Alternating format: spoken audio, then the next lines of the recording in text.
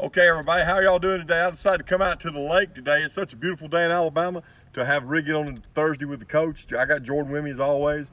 Jordan, I guess you've been had a good Thanksgiving. I know we weren't on last week. We did too. And now this will be the last show that we'll have until after the first of the year. The next couple of weeks we got conflicts and that type of thing. So we'll see everybody after today on the first Thursday after the 1st of January. But anyway, we decided today, being it was so pretty, it's like 72 degrees here in Alabama right now, to come out and shoot a show on buzzbaits. And something I kind of, I used to fish a frog all the time, and I kind of got to where I do both now. This buzzbait that we developed last year has been so good, I decided to start using it. So the first one I'll talk a little bit about is the Suicide Shad Buzz. And it comes in like 6 or 8 color offerings. Incidentally, we got a couple of new colors that I'm really excited about that'll be here after the first of the year.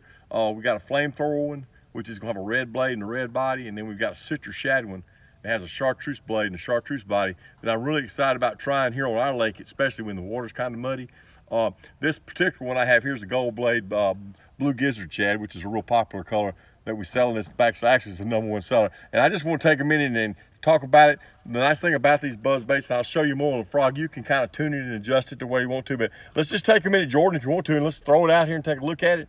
If we might get lucky and get a blow up, you never know, but this is the 5-inch model of the Suicide Shad, and I'm just gonna give it a couple runs here. Let's just take a look at it. As you can see, it has real good action. It gurgles. I'll try to get you a close up here in just a minute when you look at the tail one as it goes by. It has that same suicide action, but the only difference is you got your blade kicking in the front of it, which gives you a real nice presentation. Thought it was kind of neat. And I like to throw this on a heavy action rod with I like to use a fluorocarbon. Some people like to use a braid, just depends. I just like to have a little stretch in my line, so I'm either gonna use a monofilament or a fluorocarbon of some variety to throw it. I like to use a high-speed reel to pull it. I like to fish it real slow, not too fast. So I just have to be careful not to get excited and speed up, especially when you start getting a bunch of bites. But that's that action of that bait. If you hadn't tried it, I highly recommend that you try it. We're selling quite a few of them, and it's very popular. And try to give you a good picture of it in the water. All right, and then the other one I want to show you and we'll talk about a little bit is the Suicide Toad. The buzz toad, which let me get the rod and the toad. And it comes in, and now we've got a bunch of new colors in it that are in stock. We just got them in. There's a pearl blade with a pearl body. There's a silver blade with a white body. There's a chartreuse blade with a white body. There's a green pumpkin one with a chartreuse blade. There's the 2 colors of blacks, black with a gold blade, black with a silver blade, and then there's a watermelon red ghost one, which is my favorite color. I like to throw in it, but which is the one I have in my hand. Now, the nice thing about this is you can tune it to where if you want to bend on it, work on it just a little bit, get it where to click the shaft.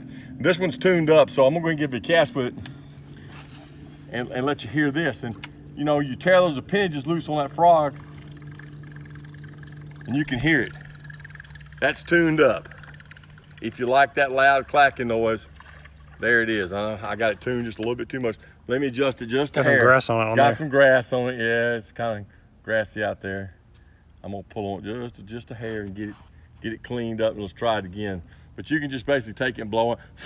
That's gonna click good now, and let's take another run at it. And got the ends of those frog legs are torn where it'll make that noise. There you go. Now you can hear it. I've had a lot of success on this bait. I love to throw it. The fish seem to like it, and when they hit it, they're kind of mad at it, So, and it's got a lot of different color variations. Another thing you can do with this bait, you can take this head. We've got 10 colors of top toads, so our tour toads, excuse me. And you can take this head, you could put in those 10 frogs on it if you wanted to. So you can mix up a lot of different varieties. Once again, I like to use that medium heavy action rod. So I like to use a monofilament or a fluorocarbon. Some people like to use a braid. And as you can see, you can buzz it real fast. Fast as you want to bring it, it'll get up on top. Another thing I like about this bait is it comes up real quick. That's another, a lot of buzz baits will sink on you when it hits the water. This particular bait, when it hits the water, you can get it right back up.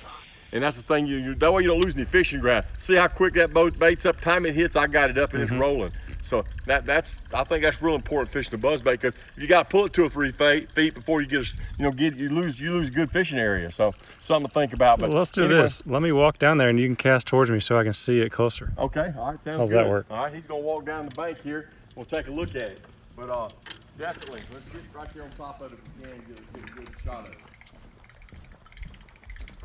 As you can see, it's working pretty good. Doing a little talking there. I can't talk from way over there. Yeah, I've got you. Let's get closer and see this thing up close and listen to it. I mean, that thing is loud. Here we go. Yeah. There's a good representation of it. The big bite bait tour toad with the buzz on it. Coming at you one more time, Jordan.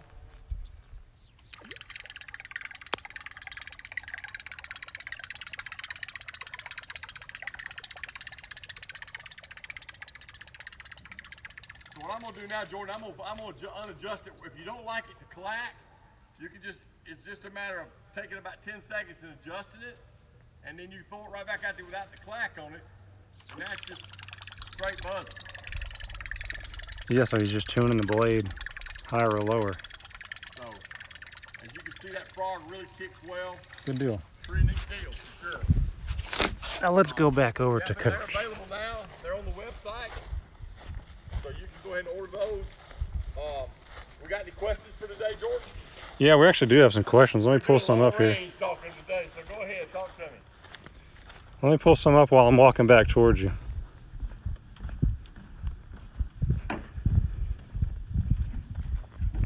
All right, Coach. All right, talk to me.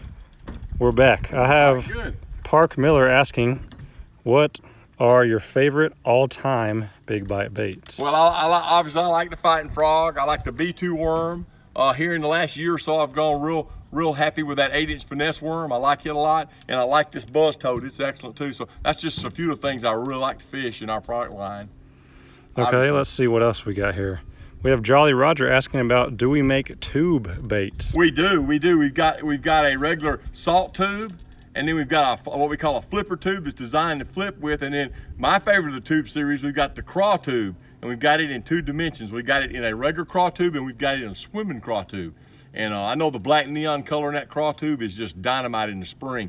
The thing about the Craw Tube is so nice, you can put a rattle in it, especially in muddy water conditions, and get you a little more noise with it. Okay, I have another question here from Lickety Split.